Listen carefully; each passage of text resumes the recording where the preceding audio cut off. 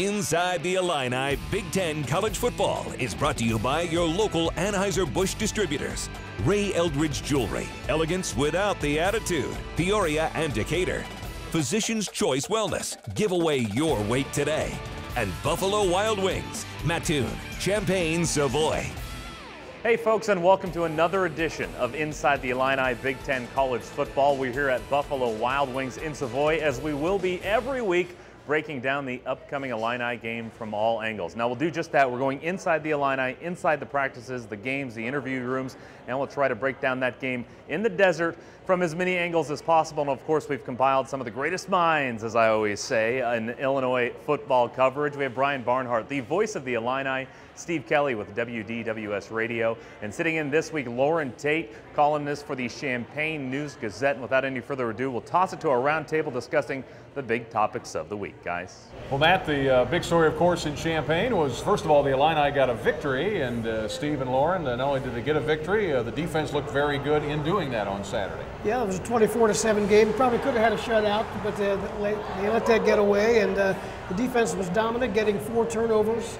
I don't know what you could ask much more out of the defense in game one, Lauren. Well, 2 straight victories that included a pick 6. That's big. I mean, the UCLA game was decided on Hawthorne's return. This game was made easier by the return by Ashante Williams. But I think the big story this week is, what's the Big Ten going to look like?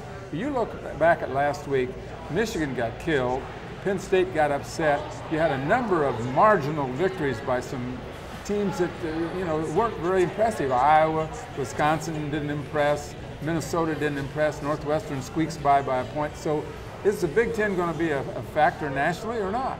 Well, and that was the thing, the big game that everybody was talking about was the Alabama game. And obviously Alabama's playing in a different league than it seems like everybody else. But, Michigan struggled and Art Robinson couldn't get going. You're right, Boise State gave Michigan State quite a battle at Spartan Stadium. And Iowa and Wisconsin both had close calls. Big Ten went 10-2. That looks pretty good on paper, but as you mentioned, some of the games were closer than you thought. Iowa had to come back late in the game. The 3 trips this week to the Pac-12, so the Big Ten is going to be watched very closely on this. Let's see how Wisconsin looks this time around at Oregon State. Let's see how Illinois can perform under difficult circumstances, I think, at Arizona State. The weather's going to be a factor. It always is. It's going to be 102 that day, probably. And I would think that, Illinois got to find some offense somewhere or they're going to be in trouble. Well, that was the one thing a lot of people talked about. They were talking about the Illinois defense, how well they played against Western Michigan, but there was some concern after the 64-yard touchdown pass to Ryan Langford early. Where did the offense go from there? They did get a little bit conservative, and then when Nathan Shieldhouse went out with the ankle injury, that was a factor as well. They weren't real flashy. They might have been sitting on some things for this ball game tonight. The big question is, Nathan Shieldhouse, if he plays, is likely to be less than 100%. How does that affect the game? Does it get Riley O'Toole in the game at some point, maybe Miles Osei as well? I will tell you this much, it's affected the odds.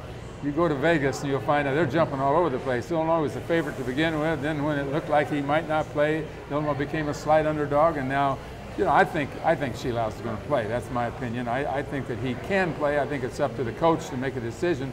Coaches don't like to play guys that aren't there on Wednesday and really into the game on Wednesday and Thursday. But I think Shieldhouse has got enough experience. He'll be in there either at the start or very soon.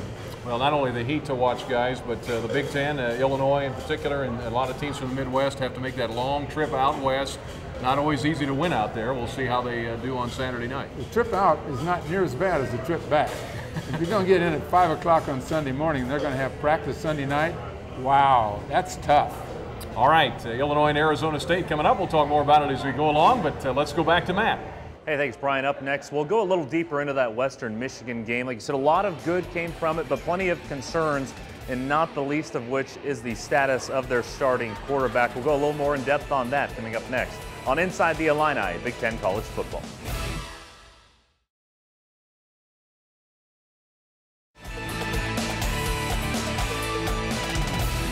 Hey folks, welcome back to Inside the Illini Big Ten College Football. We're here at Buffalo Wild Wings in Savoy. Now, the Illini did really exactly what they wanted to do last week, contain Western Michigan's quarterback, and they did so in their 24-7 win. But even with the victory, more of the focus this week has been on what they might have lost as we look back at the game. It's Operation New Era, a motto concocted by Coach Tim Beckman and staff. But for about 9 months now, it's been nothing more than a slogan. Saturday, we finally got to see it on turf. And it started with some fireworks. Very first drive, in fact, fourth play of the game, Nathan Shieldhouse looking to air it out. Ryan Langford has some separation, and there he goes. 64-yard touchdown pass with 7-0 less than 2 minutes in. It was definitely the foundation, confidence booster.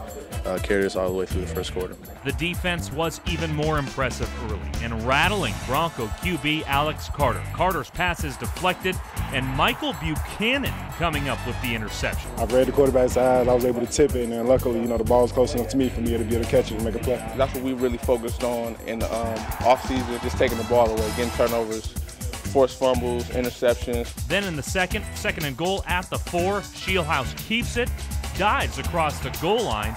It was 17-0 at the half. Out of the break, both teams coming out a bit sloppy, but that paled in comparison to the biggest blow. Shieldhouse sidelined with an ankle injury. Well, I saw him limping around, so I buckled up my chin strap, and then next thing you know, they said get warmed up. A Riley O'Toole-led offense stalled, and WMU saw an opening. Carter to Jamie Wilson, stretching for that last yard. He loses the ball, but it was ruled a touchdown, 17-7 in the fourth. WMU driving again in the fourth. Here's the game changer. Carter dumping it off, but Ashante Williams there for the pick, and all sorts of real estate ahead of him. The pick six for 60 yards. That made it 24-7. Make a play, get the end zone, and put the game out of reach. It did not surprise me when he made that play. The Illini just ran down the clock after that, and that was your final. Beckman winning convincingly in his Illini debut, and with a team that, despite some struggles, came ready to play. That's a testament to the coaches, just preparing us and ourselves, just getting extra film in, studying more, just doing all the little things that we can do, just so we won't make as many mistakes on game day. So that game ball will sit right there. We're going to get it framed, and this is the first victory of the new era. Well, the Illini jumped out ahead on the fourth play of the game, as you saw in the highlights, as Nathan Shieldhouse hit Ryan Langford 64 yards for that scoring pass to get the Illini out in front. They never really looked back. That turned out to be Ryan Langford's only catch of the day. Well, and it was Ryan Langford's first touchdown catch since a catch at Michigan a couple of years ago. And he's a guy they need to step up with the loss of A.J. Jenkins. They need to see Malines. I think we talked about that last week. Lauren brought it up. They've got some other guys that need to, they've been in kind of secondary roles. Spencer Harris had, I think, 26 catches last year, but Langford's a guy that's got the speed. If he can take advantage and learn his routes and so forth, and they spotted something on tape, obviously, that Western Michigan was not ready to cover, and they took advantage of it. While we're on the subject of offense, Lauren, the running game really wasn't that effective. Didn't really need to be. You had a guy who is an H-back, tight end / receiver, carried the ball for 54 yards in John Davis, but the other guys didn't really step up. Yeah, I want to see John Davis catch the ball because I think that's what he's best at, and I think they found an opening there, and he popped through for some nice gains. But I think the Illini will never have a really effective running game until they get a passing game going because everybody is daring them. And this is 8 consecutive games now, including the UCLA game in San Francisco, where the defense has really stacked them up, and they haven't responded with a kind of offensive aerial game to break it loose. I think that's the problem. I don't think anybody. There aren't many teams. Okay, Army, maybe they can go out and run the ball everywhere. Air Force, but you've got to have a mix, and in order to make the running game go, you've got to loosen them up with the passes. And if you think about it, Steve, the last 2 games, I mean, the defense, I think, combined to hold UCLA in the bowl game and then Western Michigan, I think it's 12 total rushing yards. Right. And in each game, they had a pick-6 touchdown. The offense, scored 10, 17 points in the ball game. And so, as Lauren mentioned, that was kind of a trend. And I think Tim Beckman has even admitted they need some kind of offensive identity. They haven't found it yet. They need to find that identity as well along the offensive line. There's been a lot of shuffling around there. Guys have played different positions. That went on again this week in practice. And I don't think the running game gets going until those guys find their identity. Well, I think that's true. I think that what we have here is a combination of problems on offense. We got a very average passing game. We got a front line that's kind of shaky, and the receivers, nobody has stepped forward among those receivers. You mentioned Langford. He averages 1 catch a game. If he catches the ball, that's it for the game. I mean, that's 14 games in a row where I think he's gotten 13 catches. So something's got to break loose there, and I'm not sure that it's going to happen. I think Illinois' got to win with its defense, frankly. And that being said, real quick, Steve, the offensive line last week, with all the changes they did in practice leading up to the first game, all 5 guys played the entire game. Yeah, that's really strange. As it turned out. Yeah. And the defense was the star of the game, no doubt about that. And we'll throw it back to you, Matt. Thank you, Steve. Up next, we'll take a look at the rest of the Leaders Division, including a return to football in State College, Pennsylvania, where the Nittany Lions just may be in for a little bit more disappointment this year. That's next on Inside the Illini. The Inside the Illini Weekly MVP is brought to you by Shield, Gear, Passion, Sports. We'll pick the top player from each week's Fighting Illini game. Now, it's a recognition that really should go to the entire defense last week, but this goes to the play and the player that put the game away. Down 10 in the fourth, Western Michigan was driving. Alex Carter looking downfield and picked by Ashante Williams. His 60-yard pick six put the Illini up 24-7 and put the game out of reach. Williams is our Shield's weekly MVP. Hey, welcome back to Inside the Illini. Now, I think we can attest to the fact that the Penn State Nittany Lions were itching just for a little bit of football finally after close to 10 months of scrutiny, a staff that got fired, a picked over squad of Nittany Lions. They were finally back on the football field. It was the top storyline from the division in week 1 as we look back. At the expense of sounding overdramatic, it was more than a football game at Beaver Stadium last Saturday. The Penn State student section holding signs that read, "You stayed with us, we stand with you." And the Nittany Lions finally back on the field, hosting the Max Ohio Bobcats. Penn State on the board first. Matt McGloin on the play fake, dumps off to Bill Belton, 7-0 PSU. Bobcats get a field goal, but Penn State right back. McGloin to Matt Lehman, avoiding tackles and finding his way in for the score, 14-3 at the half. Now, third quarter, strange play here, but apparently effective. Ohio's Tyler Tettleton bobbles the snap, then looking downfield somehow into the hands of Landon Smith. A 43-yard touchdown pass, 14-10 now. And this one deflated the Nittany Lions. Tettleton keeps it, gets over the goal line. Bobcats took the lead, and they never gave it up. 24-14, the final tally. Rough start for Penn State. Got to do better offensively. Got to get our defense off the field. Defense got to make stops. We all got to coach better, and it starts with me. I got to coach a lot better. In Columbus, the Buckeyes hosted Miami of Ohio, and much less competitive here. Already up 21-3. Ohio State's Braxton Miller on the option, sees a hole, keeps it. Watch that stutter step, loses the defense, 65-yard touchdown, 28-3 Ohio State. Miami shooting themselves in the foot, punting deep in their own territory, a botched snap. Ohio State all over it. Bradley Roby gets credit for the recovery. The Buckeyes go on to win big, 56-10. Brett Bielema's Badgers were hosting Northern Iowa, up 6-0 in the second. Danny O'Brien completes to Jared Abradaris, a 10-yard touchdown. Wisconsin up 13-10. To the fourth, it's 19-7. O'Brien to Abradaris again. He's got some space. 53 yards goes that touchdown. But Northern Iowa hanging close. 2.5 minutes left, down 12. Sawyer Colmorgan finds David Johnson. 31 yards on this score. Pulling within 5, they get the ball back. Less than a minute to go, 4th and 1, and the pass deflected.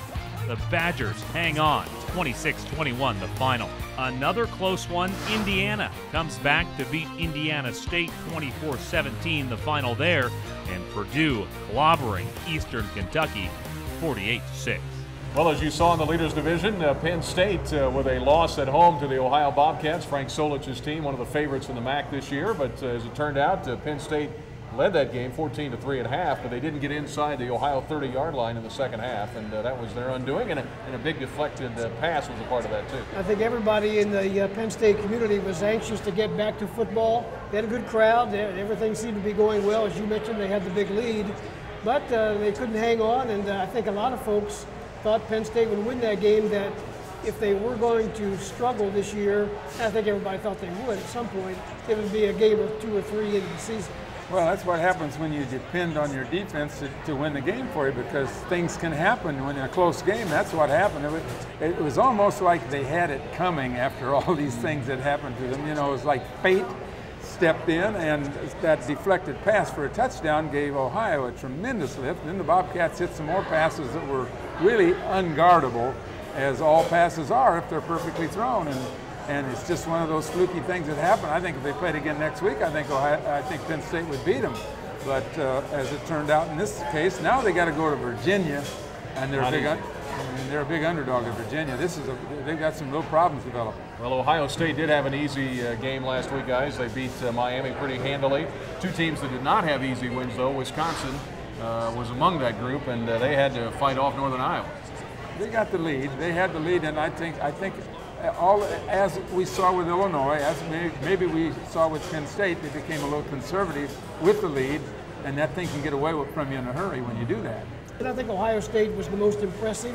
Yeah. They sleepwalked through the first quarter. They were down 3-0, then posted that 56-10 win over Miami of Ohio. Again, they're not eligible for postseason, but they're going to be a factor on the schedule. I got a hunch, and this could be all wrong, but I think Ohio State is going to win the division and not be able to go. That's going to upset some people, but you're not going to have Ohio State in the playoff. Yeah. They're going to win it, but they can't win it, is what you're saying. That's right. Indiana with a close win over Indiana State at home. Purdue says after their big win last week, Caleb Turbush, who was suspended, will play and will start at Notre Dame, which will be an interesting game. It looks like they got good quarterbacking without him, though, didn't it? And they've got 3 quarterbacks, and that was one of the things that Danny Hope talked about in the preseason, the fact that he could throw any one of 3 quarterbacks out. Now, Illinois can throw any one of 3 quarterbacks out, but they don't have the experience that those Purdue quarterbacks have. All right, that's a look at the Leaders Division, and let's go back to Matt for more. Well, thank you, Brian. Now we're going to take a look at the Legends Division, where that big matchup in Dallas turned out to not be very competitive at all, and it was an interesting week in the division. We'll go there next on Inside the Illini Big Ten College Football.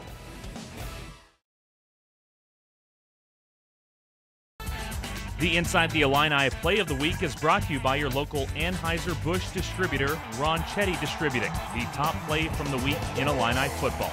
The defense controlled the game in the win over Western Michigan, but an early play on offense set the tone.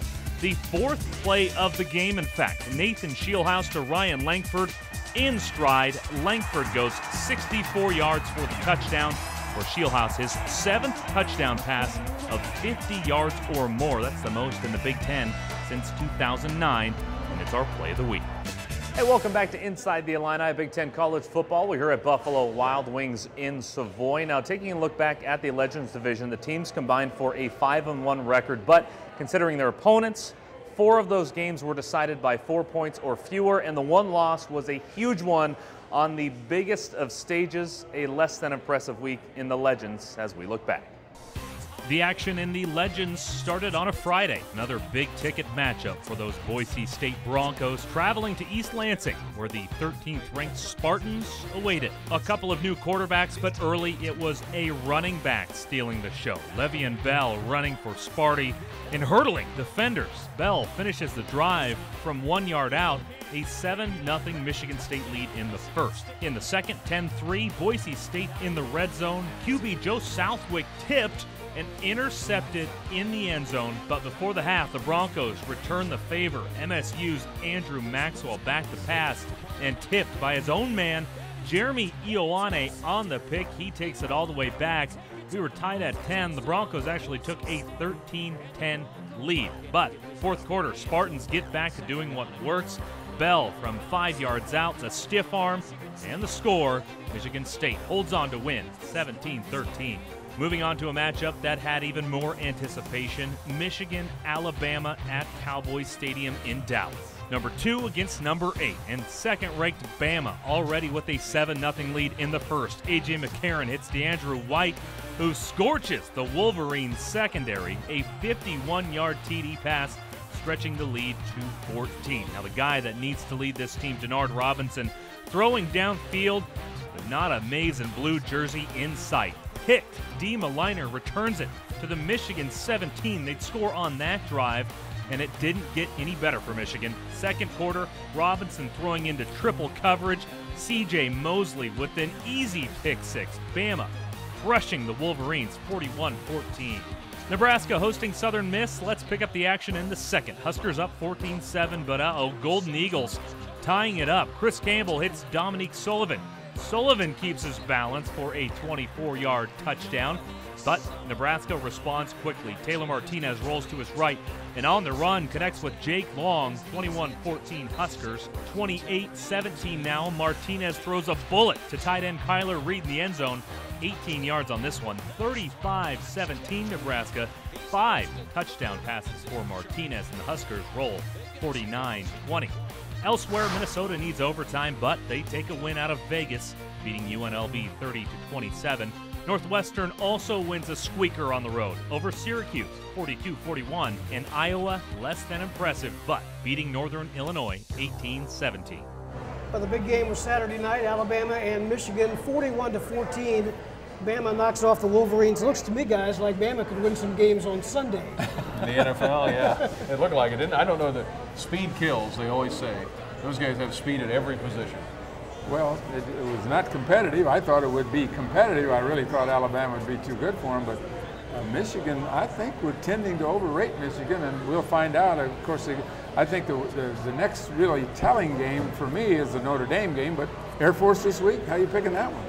I think Michigan wins that. That's a home game for them, and they'll be ready to play that game. I think go ahead. It's hard to get ready for Air Force, though, because they want to run the ball on you. They're going to run, and they've got a system that nobody prepares for that except for that week. And they almost won at Oklahoma a couple of years ago, and Bob Stoops just raved about their offense. So the other thing at Ann Arbor, a lot of the talk, Steve and Lauren, was that is Denard Robinson overrated? Is he one-dimensional? And I'm thinking, gee, he just faced one of the best defenses you're ever going to see, and that's been the buzz in Ann Arbor this week. I think he's definitely one-dimensional. I never have been that impressed with him as a passer, but he's really a good runner, and he'll change the game. I don't see him playing quarterback at a level beyond college, but no, I don't either. He's a game changer. But he can, if he can get some room, he can just electrify the other team and the crowd. And I think that Michigan, they'll bounce back. I'm sure they will. I just don't think they were ever as touted. I didn't feel like they did. I thought this might be a little bit of a drop-off for them. Now they're going to come back in a couple of years. They're really going to be good based on recruiting. But right now, I think this team's vulnerable. I think the most impressive team in the Legends division in week 1 was Nebraska. They played what I thought was a pretty decent Southern Mississippi team, beat them 49-20. They've got a tough test, Brian, going out west too. Yeah, they do. They play at UCLA. Will they be without Burkhead? It appears to be the case with his MCL injury, but they rolled up a lot of offense, 620 yards. And I think the other thing that was an impressive win was Minnesota. Jerry Kill's team winning against UNLV. They had to do it in a couple of 3 overtimes, I think, and each time UNLV scored first, and Minnesota had to come back and win, and that was not easy. So I was impressed with that win, too. Misleading score was Michigan State and Boise. Michigan State way better. They just kept doing things, and you could blame it on the quarterback, and Maxwell had a bad game, but I think that Michigan State's going to win that division in my view. So each team in the Legends division, or the Legend division teams, went 5-1, as did the leaders. That's a wrap of the first week of action. We'll throw it back to Matt. Hey, thanks, guys. You mentioned a few of those players maybe playing in a level beyond college next year. Well, the NFL season has already started. A first game on Wednesday. The first full slate of games starts tomorrow, which means rosters have been set.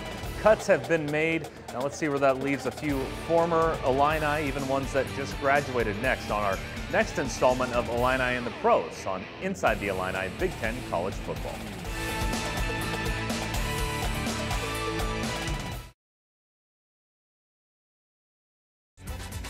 Our gem of the week is brought to you by Ray Eldridge Jewelry.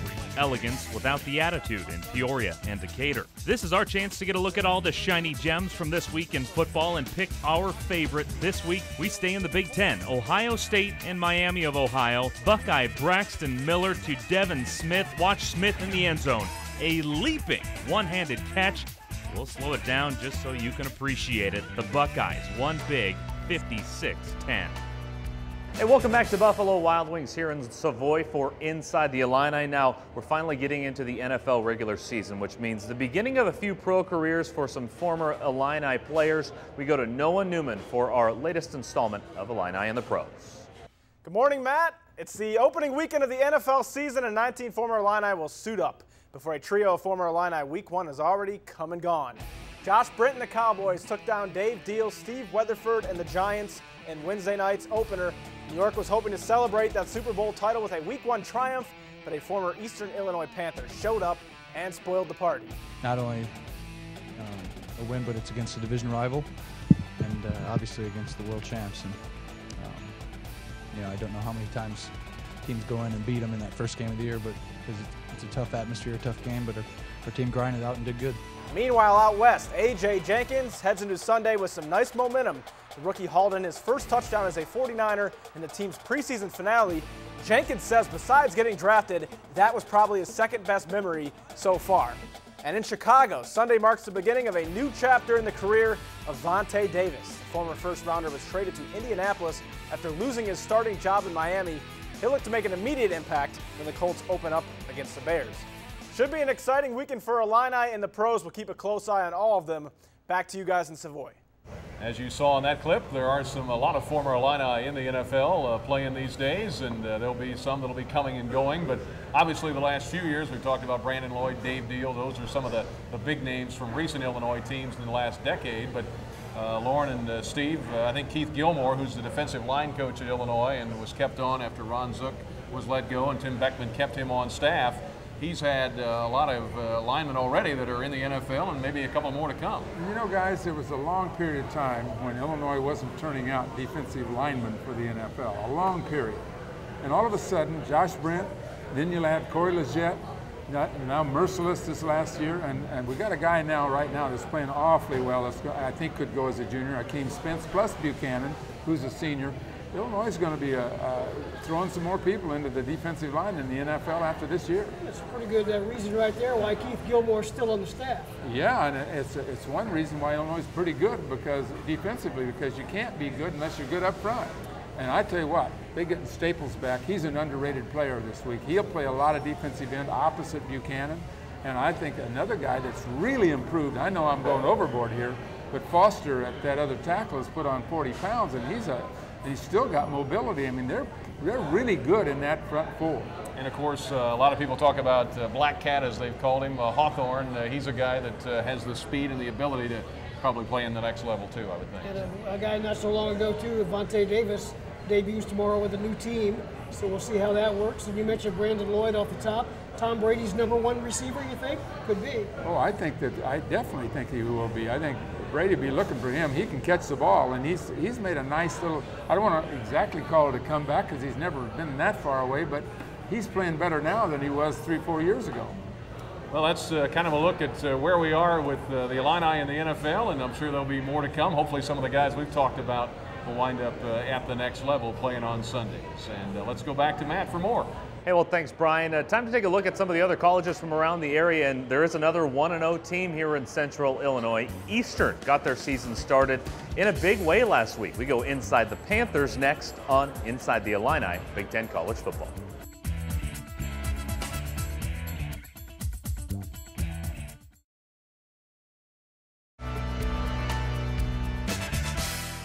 Hey folks, welcome back to Inside the Illini here at Buffalo Wild Wings in Savoy. Taking a look at the other colleges. Now, after a 2-9 finish to the 2011 season, Eastern Illinois was back on the football field in a big way, beating Southern 49-28, and their quarterback already has won a National Player of the Week award.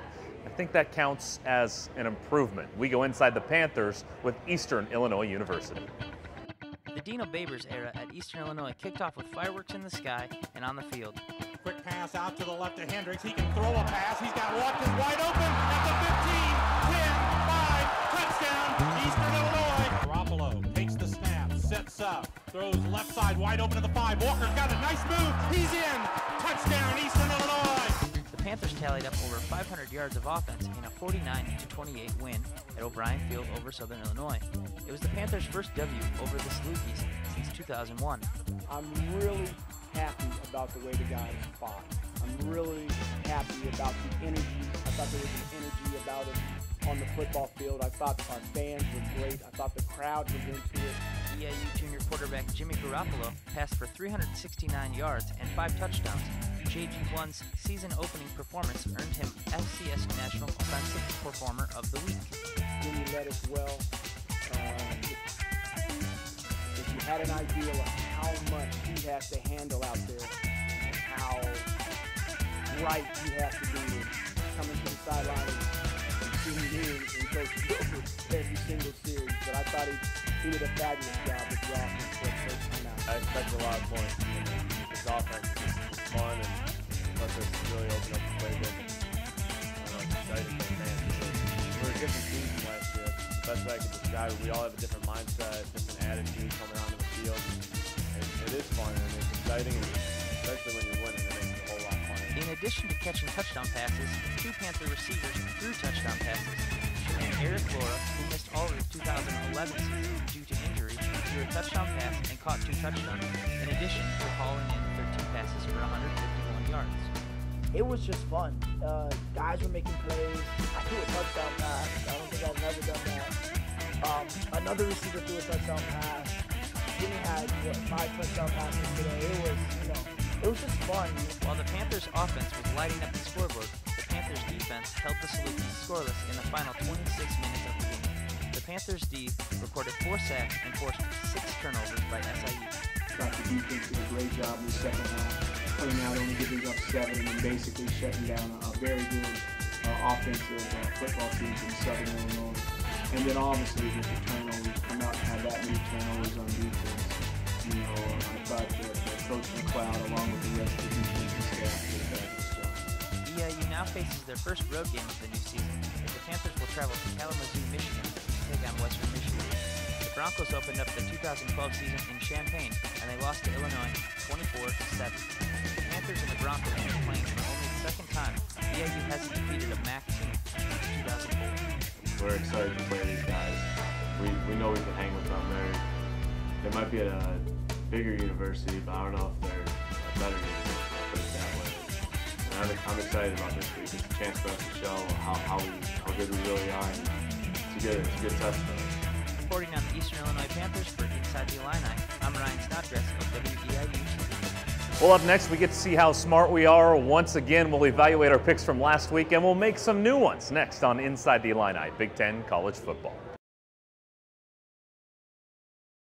Hey folks, welcome back to Inside the Illini, Big Ten College Football. This is our pick segment brought to you by Physicians Choice Wellness. We call them our Healthy Choice Pick'ems. Give your weight away today. Each week we'll make our picks of college football, take a look back at last week. In fact, let's get right to that. Take a look at the standings from last week. A few 1-0s there. I know Brian got his pick right. I had picked Northwestern over Syracuse, and Lauren got his right in place of Bob, who would have been wrong. So the standings are skewed there. And then all the way at the bottom, we have Steve with the 0-1 pick. So it doesn't make you feel very good, does it, Steve? No, but as part of this segment, we also are getting $1,500 from Physicians Choice Wellness to be able to donate to a charity of our choice. And the winner at the end of our season will get that money to donate. Now, I'll go ahead and start. I am donating to the American Cancer Society in Champaign. And my pick, an SEC game, an in-conference game, cross-division, Missouri hosting Georgia. I'm excited for this to start because I so badly, in my heart, want Missouri to be able to take down Georgia at home, show the SEC that they do belong, because us here in Big Ten country, and I come from Pac-12 country, we're tired of hearing how good they are. The problem is, they are that good. They're playing Georgia, number 7 ranked team in the country coming in right there. Just going to be too tough to overcome, and I know Georgia's got a lot of weapons, so I'm picking Georgia over Missouri reluctantly. I won't be mad if I get that one wrong. Well, my charity is the Cunningham Children's Home in Urbana. My game this week is Notre Dame and Purdue. Purdue playing at Notre Dame. First of 3 straight Big Ten games for the Fighting Irish. A key season, I think, for Brian Kelly at Notre Dame because he needs to get things turned around and he needs to win this game. Danny Hope trying to have his Boilermakers in that category of legitimate. Don't think so, not this year. I think Notre Dame wins that game in South Bend. Notre Dame over Purdue. Well, my charity is Champaign County CASA. They appoint advocates for abused and neglected children in the juvenile court system, and they're a big part of supporting the kids in that area. And I'm going with the Nebraska at UCLA.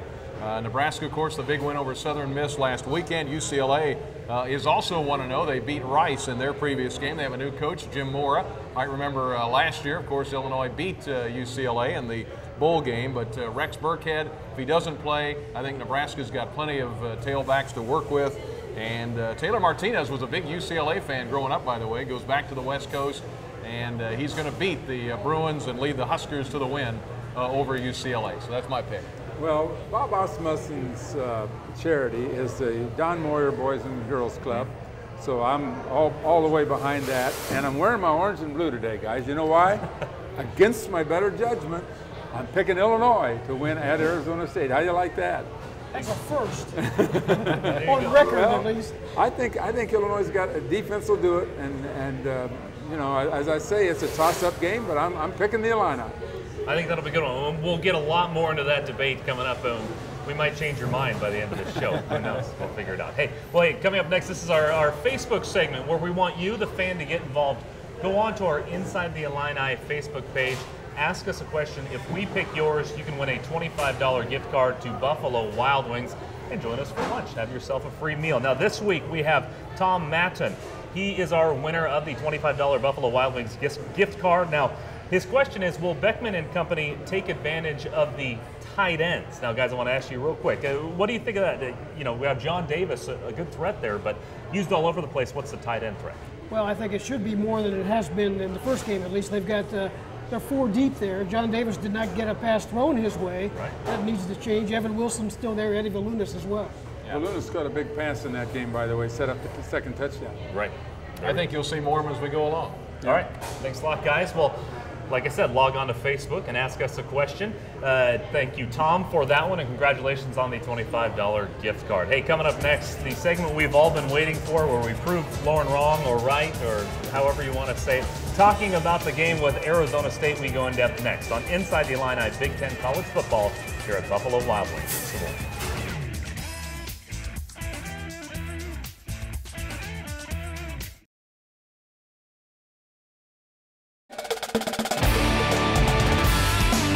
Hey folks, welcome back to Inside the Illini. Now, for the second week in a row, the Illini get a non-conference opponent they played and beat last year, Arizona State. Both of them are coming off feel-good wins. Both of them have new coaches. Let's take a look at that rematch in Tempe. It's technically a rematch from a year ago, but both teams have new coaches, new schemes, and depending on the health of one guy here in Champaign, both could have new quarterbacks. Regardless of whoever's taking the snaps, we've got to be able to respond. For Arizona State, the player to watch will be their new QB, sophomore Taylor Kelly. Against Northern Arizona last week, Kelly was very efficient. 15 of 19, 247 yards, a touchdown, and 43 yards rushing. He did a great job of managing the game, executing the offense, extending plays. He'll run the ball a lot more. He looks to run. If his first read is not there, he's going to pull it and tuck it and take off and run. We know we'll have our work cut out for us. The Illini defense, meanwhile, was the collective star against Western Michigan, frustrating a very talented quarterback. But Illini coaches refuse to be satisfied. At no point do we think they played a great game, but we understand that their best football is ahead of them, and we're expecting them to play even better this week. The Sun Devils know what they're in for. They got defensive ends that are tremendous pass rushers, big guys, batting balls down, getting interceptions. Obviously, it's going to be a huge challenge for us. But here in Champaign, the topic hasn't been the defense as much as who will lead the offense. Nathan Shieldhouse returned to practice for the first time Wednesday since his ankle injury. I said he felt pretty good. I think anytime that you have an injury to the ankle, then it's going to progress. Questions linger. How effective can he be if he's not at 100%? Is he going to play at all? And finally, what can the offense look like with Riley O'Toole or Miles Osei taking a majority of the snaps? Riley and Miles, are probably neck and neck right now. The two combined gained just 15 yards in 5 drives after the Shieldhouse injury, a pace that won't cut it, no matter how good the defense plays tonight. Well, time to take a look at Arizona State and kind of looking back, like I said, another rematch from a game last year. Looking back at my notes from last year, 6 sacks. The Illini got a lot of pressure on Brock Osweiler and definitely made, kind of like they did to Western Michigan last week, made Arizona State one-dimensional, and that dimension didn't work very well. If you remember the game last year, Illini fans do, of course, it was against a ranked team. It vaulted Illinois into the rankings for a week or so, or for a couple of weeks, until they lost some games as the year went on, as we all know. But the star of that game was Jonathan Brown. He was all over the field. He had 3.5 tackles for loss, a sack and a half, an interception, 7 tackles. It's kind of his coming out party in that ball game. Yeah, you know, that was a game of going in. Vontez Burfict was considered one of the top 3 or 4 linebackers in the country. Right. He didn't have a great year. He was always a kind of a problem for them. And then, of course, Osweiler, also a junior, had a terrific, actually had a good season, but he didn't have a great day against Illinois. And I think, again, it's the defense. Illinois got the main defense back. On the other hand, I see that Arizona State's got 4 players back on offense, 5 back on defense, so they've got to repair a lot of positions, and they don't have, their receivers are unproven totally. So Illinois got a real good chance, I think, in this game. Yeah, you mentioned Jonathan Brown, Brian. He was the Big Ten Defensive Player of the Week after that performance last week against Arizona State. Talking about their offensive line a little bit, they're not very big, but they're pretty athletic and pretty quick. The experienced Illini defensive line might have their hands full, especially late in the game. That's what bothers me about this game. 9:30 Central Time, 2 time zones away. It's going to be 100 degrees in the daytime and probably 85 or 90 degrees at kickoff. What's going to happen to that team in the fourth quarter? Well, that's a good question, and that's the reason why we're hesitant. But I'd never seen a team that Illinois has ever played that had 11 starters on defense and nobody taller than 6'1". Yeah. They're short but fast. I mean, that may be good. I mean, I'd rather be fast than tall. In football, I think it pays off. I think one of the names you mentioned is Osweiler. That's a name that's not on the roster anymore. That's important to note. Threw 45 times against the Illini last year. This year, Taylor Kelly, the sophomore quarterback, actually from Eagle, Idaho, a high school that I covered when I was working in Boise. Taylor, now the signal caller for them, got a lot of running time last week. Looks like one of those dual threat quarterbacks, not quite like Osweiler. Yeah, they're going to play more than one quarterback as well. They've got kind of a wildcat guy that might come in just on running situations, but it's hard to tell how good their offense is. They put up 63 points on an obviously overmatched team, but they put up 63 points. Right. If you do that against anybody, you got to take note. Well, they have a new coach in Todd Graham, who comes in from Pitt. He had been at Tulsa, very successful. 3 bowl wins at Tulsa, a couple of 10-win years, an 11-win year along the way. He was at Rice one year, took them from 1-10 to 7-6. He's a guy that builds a program and builds it quickly. He took a lot of heat for making a 1-year stop at Pitt. And I know he was interviewed this week. He said his biggest regret was he should have stayed at Tulsa 1 more year. Right. But he got the Arizona State job. He's coming. I know Tim Beckman thinks very highly of him. I don't think you can be successful if you insist that your players pull up their pants and take off their hat. I think, basically, I think he's in trouble. And that's what he's done, basically. Yeah, there you go. Hey, and one other name I want to mention on the team, Marion Grice, a new running back, a junior college transfer from Glenn Community College, which, you guys remember, that's where Cam Newton was for a year before he went to Auburn. He had a pretty good game last week. Arizona State, maybe a little more of a running team this year. Todd Graham was not there last year, as you mentioned, but a lot of the players were. They remember that trip into Champaign-Urbana and that 17-14 loss. They remember getting knocked around a little bit by the Illinois defense, and I'm sure that'll be a factor in this game. The other thing, too, is under Erickson, they were a little bit undisciplined as far as penalties. They were the most penalized team in the country last year. Yeah. They only had 4 in the game the other day against Northern Arizona. And that's something that Coach Graham has tried to do, is to install some discipline and just cut down on the unnecessary penalties that in some facets of the game last year at Illinois took them and put them in a bad position. Yeah, well, it's a team that fell apart, much like Illinois last year. They lost 5 in a row, and the difference in their, if you look at their, I haven't checked all their stats, but they win a lot more games at home than they do on the road. There's something about playing at home in the desert, late at night especially, that it's to their advantage. And there's something about Big Ten teams or Midwest teams going west to play. The success rate is not very good. All right, we're running out of time, but we want to make sure to mention the big story, Nate Scheelhaase. We talked to Coach Beckman on Wednesday, maybe a little bit snippy, a little bit short with the media, saying, don't ask me any more questions. How is this game going to change based on who's at under center? Well, I think you'll see Nathan Scheelhaase at some point. Doesn't matter if he starts or comes off the bench, I don't know. Will he be 100%? I'm not sure you can be 100% after an ankle sprain or an ankle injury. But the other guys, Riley O'Toole, Miles Osei, getting equal amount of reps, so we're told, in practice this week. So you just got to see how it plays out. The calls by Beatty will be affected by who the quarterback is and how healthy Shieldhouse is. I mean, he will be more conservative if he, if he doesn't have everybody 100%. Brian, one last thought. Well, I just think, it's a long way to go, but I think Illinois, it's going to be a close game, basically a toss-up game, as people have talked about, and I think the Illini can pull it out in the end. All right, well, we'll see. Thanks for joining us this morning. Stay up for a late night, 9:30 Central Time kickoff, the Illini versus Arizona State. Thanks for watching Inside the Illini Big Ten College Football. Inside the Illini Big Ten College Football is brought to you by your local Anheuser-Busch distributors. Ray Eldridge Jewelry, elegance without the attitude. Peoria and Decatur. Physician's Choice Wellness, give away your weight today. And Buffalo Wild Wings, Mattoon, Champaign, Savoy.